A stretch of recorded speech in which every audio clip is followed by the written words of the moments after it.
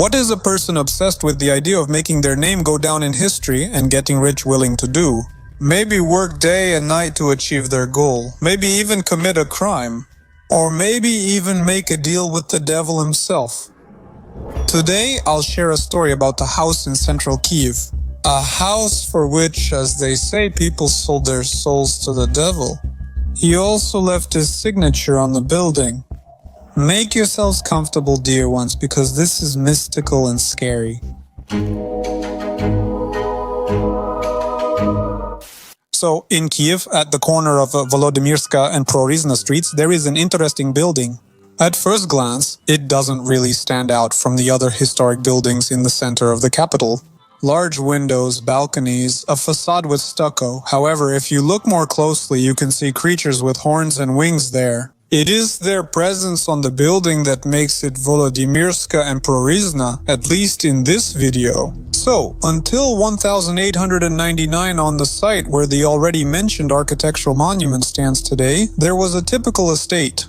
A single-story house with 13 rooms and a utility yard with a stable, an entirely typical property for that era. Everything changed when Kyiv merchant Pavlo Hryhorovich Barsky, descendant of renowned architect Ivan Hryhorovich Barsky, who built the Kontraktova Square Fountain, the Church of the Intercession of the Holy Virgin in Podil, and other notable buildings, acquired the estate. Unlike his ancestor, Pavlo had no architectural education or even any skills in this field at all. But that didn't stop him from dreaming, and his main dream in life was to build the tallest and most luxurious income house in Kyiv. An income house is a building where the owner rents out space for apartments or shops, and of course made money from it. This topic was relatively close to Pavlo because he was a merchant and believed he knew a thing or two about business. But why build the tallest building in Kyiv? Well, that's where pride comes into play. Kyiv was mainly a 1- or 2-story city until a population increase in the late 19th century created demand for 3- and 4-story apartment buildings. The tallest building's appearance would inevitably spotlight its owner's name, secure his legacy, and bring him wealth. Wealthy guests would happily stay at this landmark. Hryhorovich Barsky had some money saved up, so he decided to involve people who knew a thing or two about this field in his initiative, or rather his venture, namely the architect Karl Szyman and the civil engineer Alexander Hilevich. Szyman undertook to design the future income-generating building, while Hilevich was to oversee the construction itself. We'll mention their last names again later, since that's when it gets interesting. But for now, it's important to understand that Pavlo Hryhorovich Barsky's ambitions were much greater than his wealth. Well, he probably would have had enough money for a modest 1- or 2-story building. To realize his dream of building Kyiv's tallest private house, Pavlo had to get loans using the future building as collateral. Podeko, he was so obsessed with building this house and making his name go down in history because of this project that he was ready to go to any lengths. Absolutely any lengths. His determination and desire to achieve his goal only grew stronger when it became known that the Hinsberg income house on Mykolaievska Street was about to be completed. Now it's called Architect Horodetsky Street 9.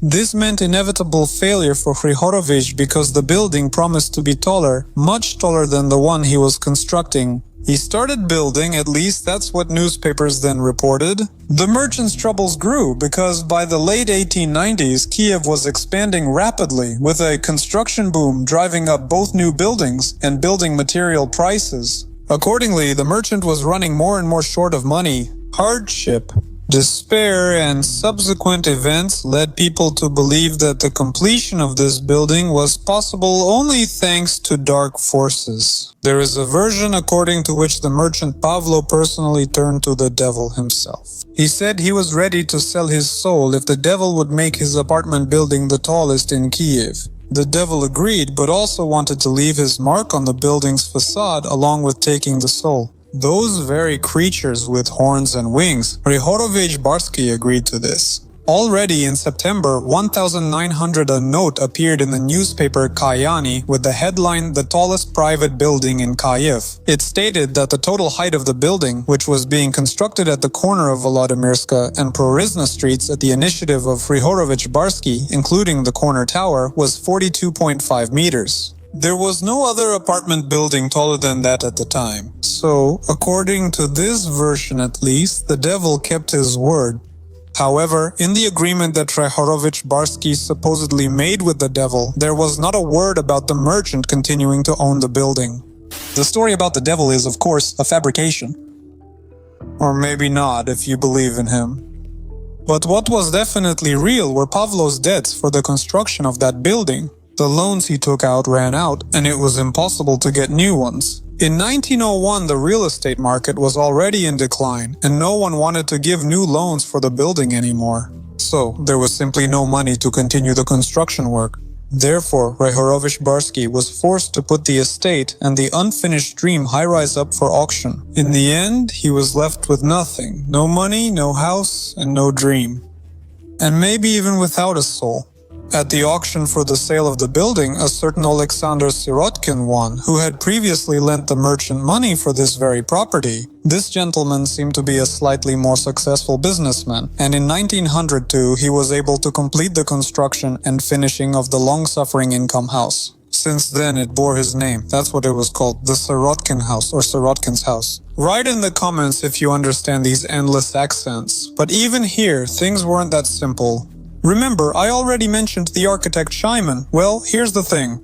This gentleman lived near Lisa Hora in Kyiv, the very same one that has long been considered a place where evil gathers. According to the second legend, he is blamed for the building's misfortune, because back in the day he also made a deal with the devil for its sake. Shyman was actually quite a questionable architect, at least from the perspective of the laws of that time. The man didn't have the required certificate of a construction technician. However, he was the one who supervised all the construction work. To conceal this and justify his presence at the sites, Shyman collaborated with an engineer. In the case of Syrotkin's house with Alexander Hilovich. Officially, it was Hilovich who was supposed to be responsible for the construction, but he simply didn't show up at the sites. So, in fact, it was Shyman who handled everything. The tallest income-generating building was meant to bring fame to its owner, client, and architect. So for Carl Shyman, who was rumored to be quite a proud and arrogant person, becoming part of this project was also extremely important. Legend enthusiasts suggest that it was because of this building that he sold his soul to the devil. And that's why the so-called signature of Satan appeared on it in the form of horned and winged creatures on the facade. During the work on the house, Shyman was caught lying. The inspection that came to check the site where the construction work was being carried out found out that everything at the site was being managed by a person without the proper licenses. This is how this case was described in the book The Construction of Kyiv in the Era of Classical Capitalism, or When and How the City Became European. During the Commission's inspection of Syrotkin's estate, a man named Shyman claimed he supervised and managed the construction. Since Mr. Shyman lacked rights to perform construction, the responsible technician was civil engineer Mr. Hilovich, who provided written proof of his authority. The same was confirmed by the owner of the house, Mr. Syrotkin. Neither Mr. Syrotkin nor anyone present at the construction site had seen Mr. Hilovich at this construction since his supervision was only nominal. For unknown reasons, the architect was never punished. Moreover, later on, when this building was already put into operation, he even founded his own bureau. An architectural bureau, and the tallest and most luxurious income house with devilish creatures on the facade became his calling card. The architect added it to his letterheads as a promotional element. Whatever the case, Syrotkin's building did not bring its creator worldwide recognition. And the building itself did not gain the fame that was predicted for it. At first, things were actually going quite well. In 1902, it held the status of the tallest income-generating building in Kyiv. Officially, as planned, shops, a confectionery, and a pharmacy opened there, with luxurious rooms for rent. But as the years went by, the building became less and less luxurious.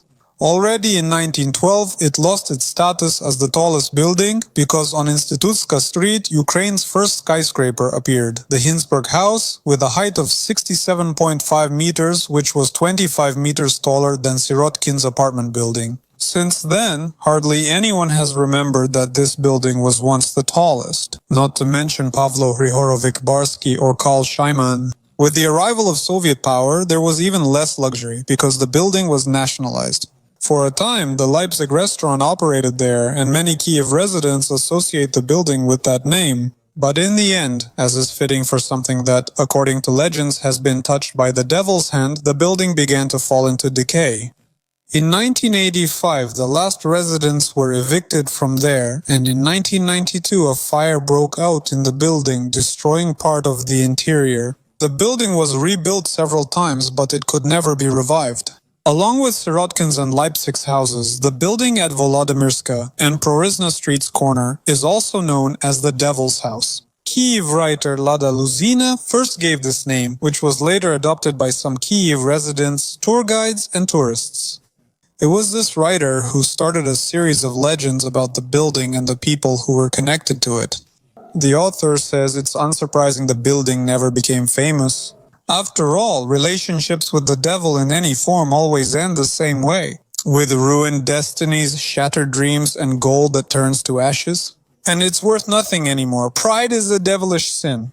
This sin built the house at the corner of Volodymyrska and Prorysna, says the writer. Dear ones, if you've watched this video all the way to this very second, know that you are the best. I love you incredibly. I absolutely adore all of you. And don't forget what? That's right. Find someone in your circle who is now defending our country. I'm sure you have such people. Thank them just like that. Hey, hi man, hi friend, thank you, just thank you. Don't forget to do this because it's so simple, but believe me, it will mean a lot to them. And secondly, ask if you can help them directly with anything. Maybe with some fundraising, maybe with a repost, maybe just talking on the phone or supporting them morally in some way. This is very important, and support each other too, your loved ones, your friends. It's great, we all need to come together. Take care of your loved ones, since they're not here forever. So that's it, I adore you all, sending you hugs and lifting you up. See you.